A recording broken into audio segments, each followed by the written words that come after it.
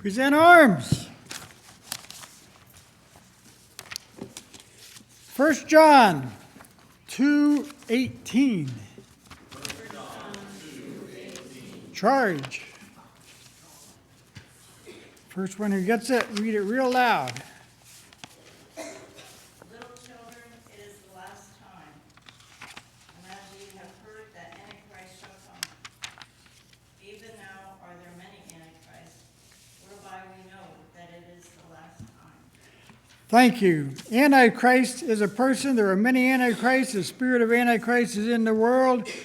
And if you look at 2 Thessalonians 2, which is projected up there, 2 Thessalonians 2 talks about this Antichrist, and it makes it pretty clear, I think. And let me read that for you here in verse 8. It says, "Then shall that wicked be revealed, whom the Lord shall consume with the spirit of his mouth, and shall destroy with the brightness of his coming, even him whose coming is after the working of Satan, with all power and signs and lying wonders." Now I want to direct you, where's the... See which one changes it. Start. Power switch on the side. The power switch on the side. I can never figure out how to work this. Ah, it says on. It's on. So now which one do I push? Hey, there we go. So we have Daniel 11:31. This man has already come. There is one that's going to come, but he's already come. If you look at Daniel 11:31, and on your chart, it's down in the corner there someplace, or over on the side here, and you can follow along in your chart. These verses are indicated there, and we'll be referring to that. But the Daniel 11:31, where Antiochus Epiphanes, all the things described in chapter 11 can be verified, and we can put names and dates and places to everything up through verse 35. After verse 35, you can't put names or dates or places with anything.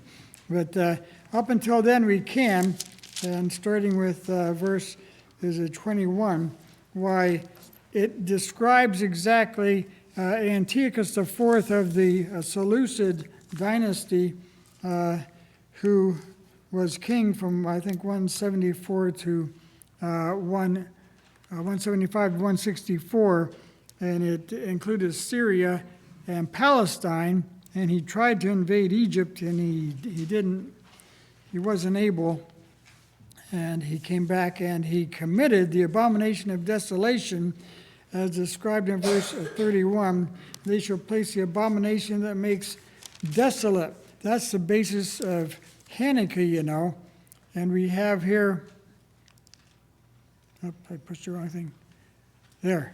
So that we have here Daniel 11:31, like I was just reading to you, and you can check out there's events, but they are written, if you have a Bible with the Apocrypha and First Maccabees, but here it describes it exactly and what happened, and the temple was cleansed, and it happened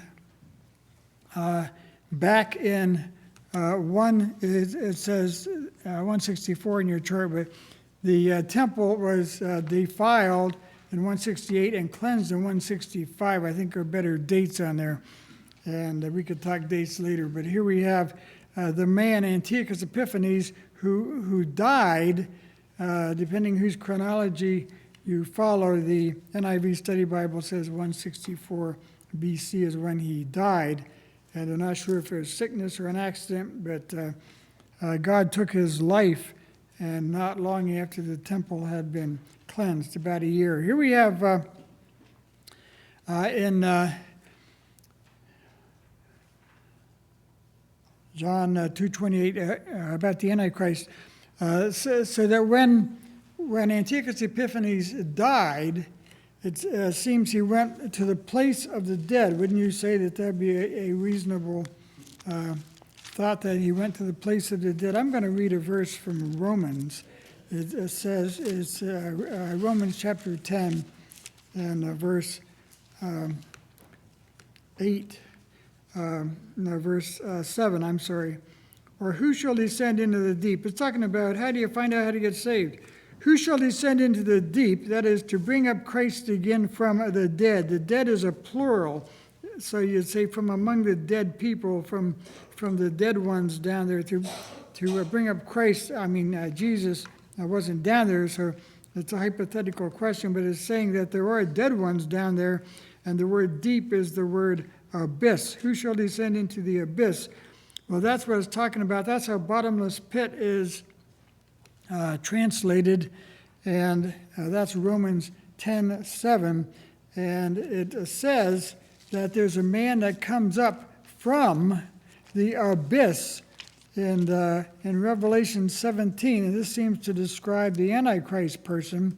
If you look in Revelation 17, if you were going to believe somebody came back from the dead, you'd have to have a verse to back that up. I just wouldn't believe it.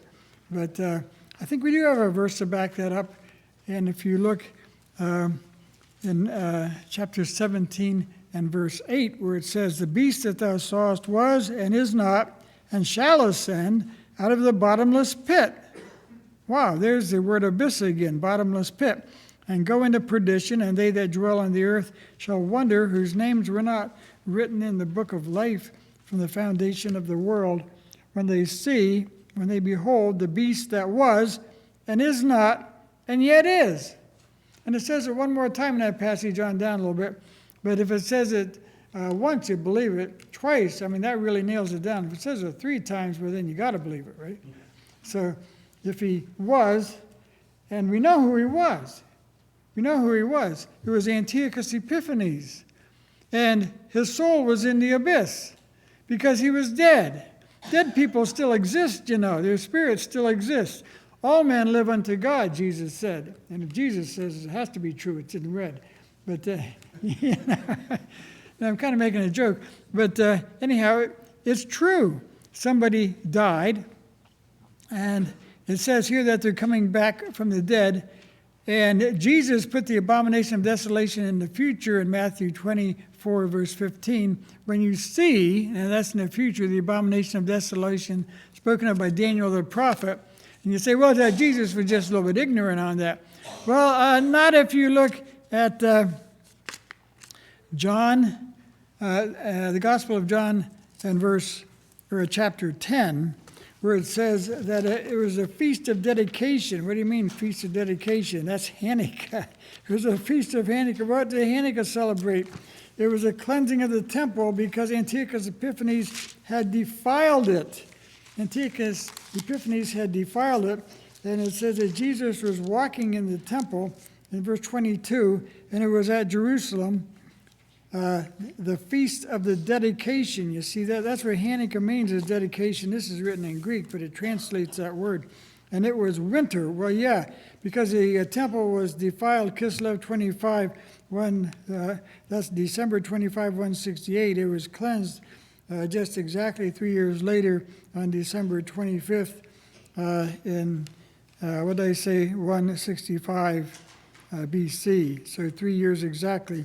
And this was the feast celebrating that. And Jesus walked in the temple in Solomon's porch. He was there for the Feast of Dedication. He celebrated Hanukkah. We could if we wanted to, but I don't think I want to.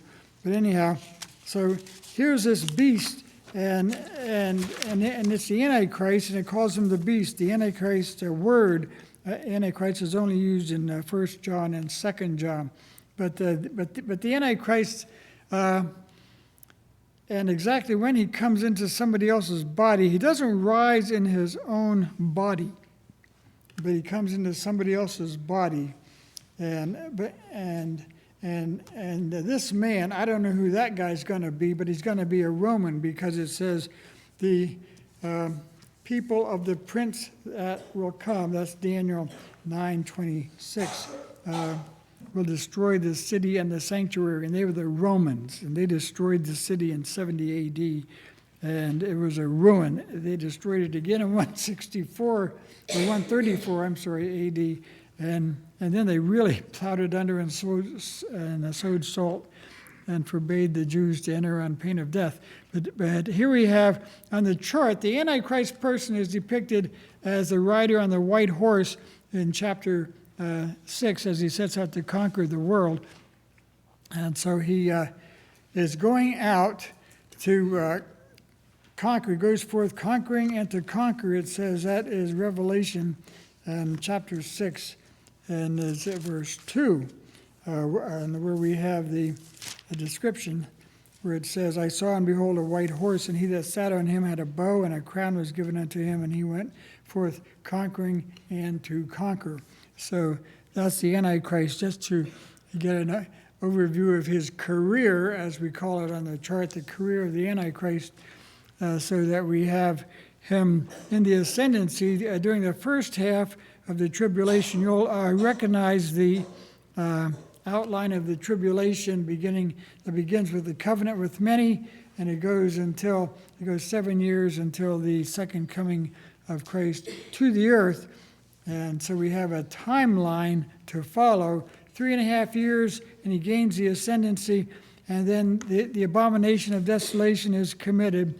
Now see, he promises the Jews something. Evidently, he allows them to, the covenant is with the Jews and other nations, so that he evidently promises them that they can rebuild their temple, and they rebuild their temple so that there is a temple there during the tribulation time, and it isn't destroyed at least, but it's defiled halfway through the tribulation. They believe that he is the Antichrist is the actual Messiah, that he's their Messiah. John 5:43 says, if one come in his own name, him you will receive.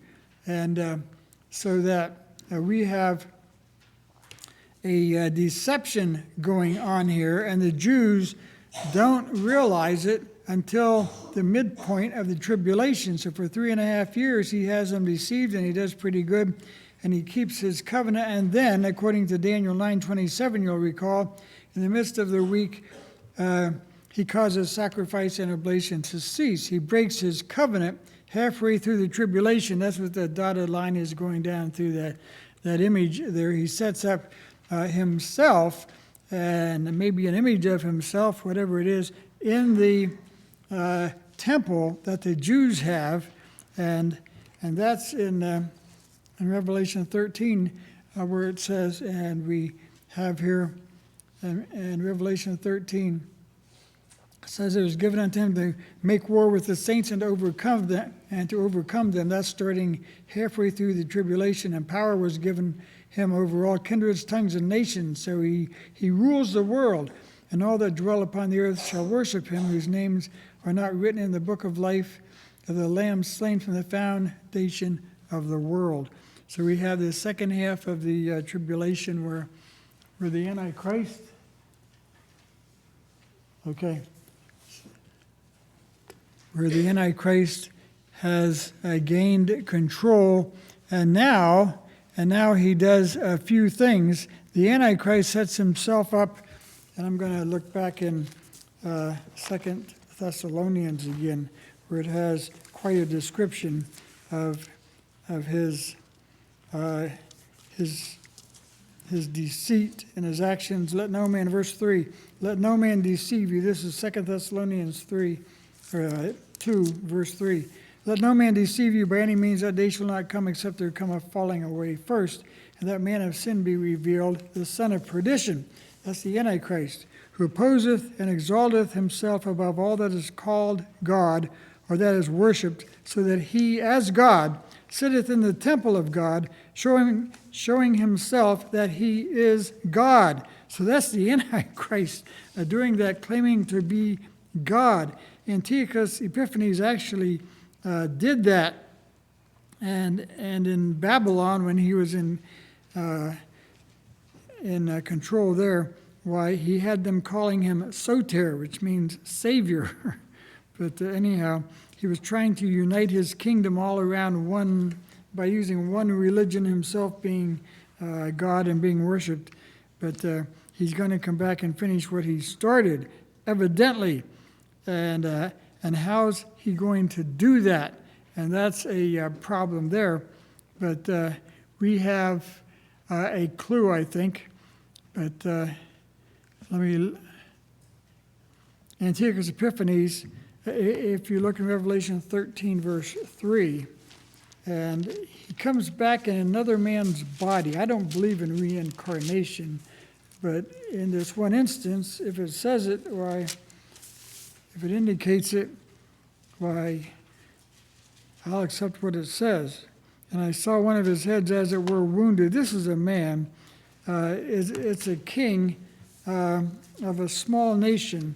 There was a little horn, and the king of a small nation, the last remnant of the Holy Roman Empire, is Liechtenstein. And they have a king. And Franz Joseph gave way to Hans Adam back in the 90s. And Hans Adam had 3 sons, maybe one of his sons. You'd have to, somebody Google that, see who's the king of Liechtenstein now.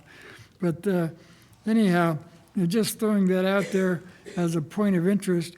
But Antiochus Epiphanes, you see, here's this guy that's wounded to death, and his deadly wound was healed, and all the world wondered after the beast. So this is the point where I would speculate that the soul of Antichrist comes out of the abyss and goes into the body of this man here. That solves the problem of Daniel chapters 7 and 8, where in Daniel chapter 7, the man who seems to be the Antichrist is described there, and he's from the 4th beast, which would be the Roman Empire. And in Daniel chapter 8, the ram and the he-goat, he's from the he-goat, and that is Greece. It says it is. So there's a man described as the what would seem to be the Antichrist. And either you have to say, well, that's all in the past and over and done with, but I don't think it is. I think he's both Greek and Roman, Greek in soul and Roman in body. So that solves that problem there. We're looking here at, see what verse I have down there. Can't turn pages. I have to keep my tongue out and my finger wet. That's Revelation 13, 2 and 3. I read that. 2 Thessalonians 2, 3, and 5, I did that. So we have here the Antichrist. For 3.5 years, he's doing some things, and people worship him. He persecutes the Jews more than anyone ever did before. The Jews don't want to hear that, and the 144,000, we have a special message on them coming up. But saved Jewish young men carry the gospel to the whole world, in my opinion. It doesn't say it just like that, but we'll look at that when the time comes. And we have then Revelation 13, 5-7. There is given him a mouth speaking great things and blasphemies, and a power, blasphemies, and power was given unto him to continue 40 and 2 months. That's 3.5 years. So that's the last half of the tribulation time. He continues that way. That's the times and half a time in Daniel 12:7, and it spells it out there too. But we have here the time given, the people that live in that time. Now it starts out, the tribulation starts out with no saved people on the earth. They all go up in the rapture, but some people do get saved, and a lot of people get saved. And halfway through the tribulation, the Jews as a nation get saved. And as was pointed out in Romans, was that this morning, that all Israel will be saved. So that we have here the timeline, and the Antichrist thinks he's in control. And his capital seems to be Babylon. The city of Babylon is being rebuilt during this time. Evidently, the European powers, as they're rearming now, they invade Babylon again. There have been 2 evasions so far in the last, not too many years, and but there's going to come another one, and we're going to have have a European man, the Antichrist from the Roman Empire, being the king of Babylon. You think it can't happen? It can happen. My boy was over in Abu Dhabi. They have a city over there. They're going to build a city up where ancient Babylon used to be. Babylon's going to be rebuilt. So we have here, let me look at, where are we? Here we have the break. We can put names and dates and places to everything up through verse 35. Is that what I told you? Verse 35, see if I have that here. And then there's a break, verse 36. And the king shall do according to his will. From there on, we don't have any names or dates or places that we could put with anybody here. And this seems to be in the future. Things are going to repeat up until that point, in my opinion. So that, like Jesus is coming back again, you know that. And Antichrist is coming back again. The abomination of desolation is going to be done again. They're having trouble with the Edomites again. Am I going to preach a message on Edomites? Yeah. The Palestinians and Jews. I really think that the Palestinians are Edomites. But anyhow, we'll get into that sometime. And the things are going to repeat. Elijah came once in the person of John the Baptist. He was enough of Elijah they should have believed, but they didn't. And he's coming back again. Elijah is coming. And so some things are going to repeat. And we're going to have an interesting time looking down from heaven. We're going to be up in heaven. We don't come back until the end of the tribulation, where Jesus brings us back to earth with him. So here we have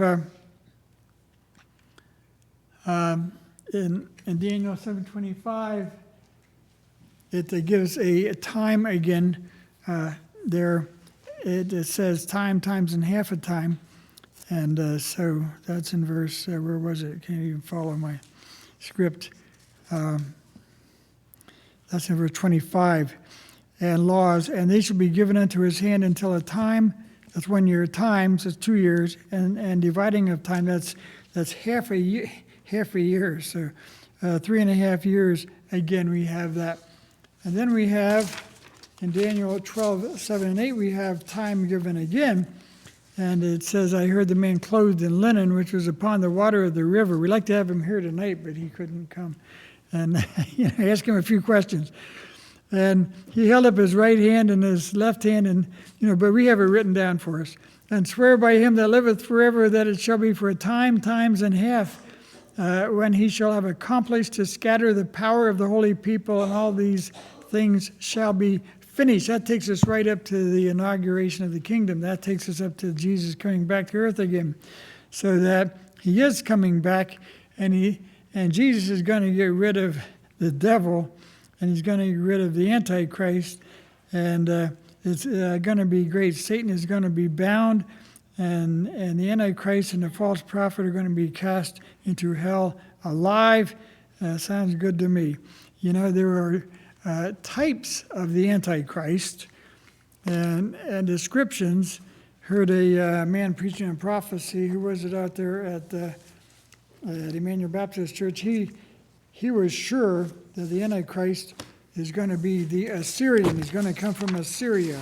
Well, that may be a type of the Antichrist. I don't think that that's where he's coming from. And it does say in Zechariah that the Antichrist is going to be a false shepherd. So I'm not sure that he ever will herd any sheep, but he's the evil shepherd of Zechariah 11:17.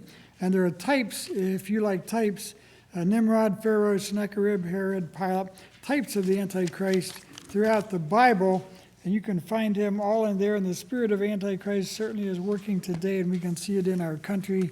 We have a flood of evil coming in, and it's going to get worse.